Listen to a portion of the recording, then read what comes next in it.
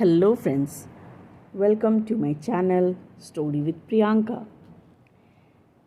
आज की story the secret ने कैसे बदला मेरा जीवन बुक की चौथी स्टोरी है और स्टोरी का नाम है मुझे विश्वास है। इस स्टोरी को लिखा है निया ने, जर्मनी से। आइए तो स्टोरी स्टार्ट करते हैं। निया कहती हैं, लगभग 6 महीने पहले मेरे बॉयफ्रेंड और मैंने जज्बातों में बहकर उसके पुराने शहर में रहने का फ़ैसला ले लिया। वह मुझसे पहले जाकर अपने मित्र के साथ वहाँ रहने लगा ताकि नौकरी खोजने में आसानी रहे। जाहिर है यह मेरे लिए मुश्किल था क्योंकि मुझे उसकी बहुत याद आती थी, लेकिन तसल्ली देने वाली बात यह थी कि मैं अपनी नौकरी छोड़ने का नोटिस दे चुकी थी और मैंने 1 महीने बाद उसके पास पहुंचने की योजना बना ली थी। समय गुजरता गया, लेकिन कोई भी चीज़ सही होती नहीं दिख रही थी। मेरे बॉयफ्रेंड को उसकी मनचाही नौकरी नहीं मिली, इसलिए वह लगभग 1 महीने से बेरोज़गार भटक रहा था। मुझे भी कोई नई नौकरी नहीं मिली थी और सबसे बढ़कर मुझे कोई ऐसी लड़की भी नहीं मिली जो मेरे अपार्टमेंट में आकर रहने को तैयार हो। अगर मुझे कोई ऐसी लड़की नहीं मिलती जो मेरे मकान खाली करने वाले दिन वहाँ आकर रहने लगे, तो मुझे 3 महीने का किराया देना पड़ता, जो उस समय हमारे लिए मुमकिन नहीं था। मेरा बॉयफ्रेंड और मैं मीलों दूर थे। मैं अकेली और हताश थी। समय और पैसे की कमी हम दोनों के पास थी। एक वीकेंड पर जब मैं उससे मिलने गई तो हमने एक अपार्टमेंट पसंद किया, लेकिन फिर हमें पता चला कि वहाँ रहने वाला परिवार हमारे रहने आने की तारीख से कुछ दिन बाद तक अपार्टमेंट खाली नहीं कर पाएगा। हमने पहले ही सामान ढोने वालों को तारीखें दे दी थी, इसलिए तारीखें बदली नहीं जा सकती थी। सब कुछ बहुत गड़बड़ नज़र आ रहा था। जब मैं सचमुच हताश हो गई और अपनी यात्रा के लगभग 1 सप्ताह पहले आंसू बहा रही थी, तो मैंने द सीक्रेट पढ़ी। मैंने 2 पत्थरों को कृतज्ञता पत्थर के रूप में चुना। फिर एक हाथ से पत्थर थामकर दूसरे हाथ से मैंने वह हर एक चीज़ लिखी जिसके लिए मैं अपने जीवन में कृतज्ञ थी। मैंने अपनी हर मनचाही चीज़ लिखी, खास तौर पर अपनी नई ज़िंदगी शुरू करना। मैं एक नौकरी चाहती थी और वकेशन भी चाहती थी। मैं तुरंत नौकरी पाना चाहती थी, लेकिन मैं शहर को जानने और नए अपार्टमेंट में आराम से जमने का समय भी चाहती थी। मैं चाहती थी कि मेरे बॉयफ्रेंड को नौकरी मिल जाए और मैं चाहती थी कि हम उसी वीकेंड पर अपने अपार्टमेंट में रहने जा सकें जैसा कि हमने सोच रखा था। मैंने उस मकान की 2 तस्वीरें प्रिंट आउट की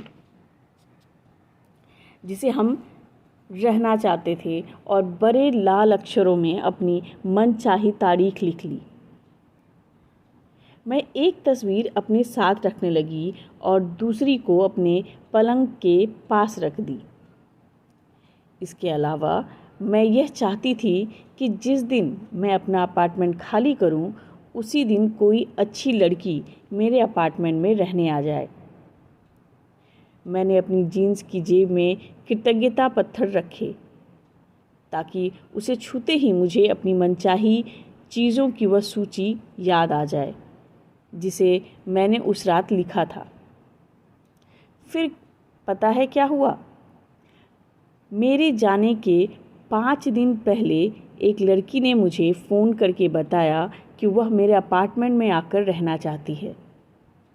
यही नहीं, उसने मेरी वॉशिंग मशीन भी खरीद ली जिसे मैं अपने साथ नहीं ले जाना चाहती थी और बेचना चाहती थी। मेरा बॉयफ्रेंड और मैं उसी वीकेंड में नए अपार्टमेंट में पहुँचे जैसी हमने अपनी योजना बनाई थी।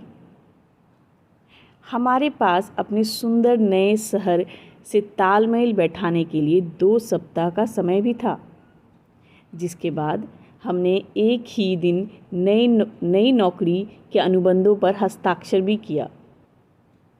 मैं बहुत कृतज्ञ हूँ कि मुझे द सीक्रेट का पता चला। इसकी बदौलत ही मैं खुद को ज़्यादा अच्छी तरह से समझ पाई। यह कारगर है। आपको तो बस इतना करना है कि बस विश्वास रखें, खास तौर पर खुद पर। इससे मुझे हर दिन मदद मिलती है।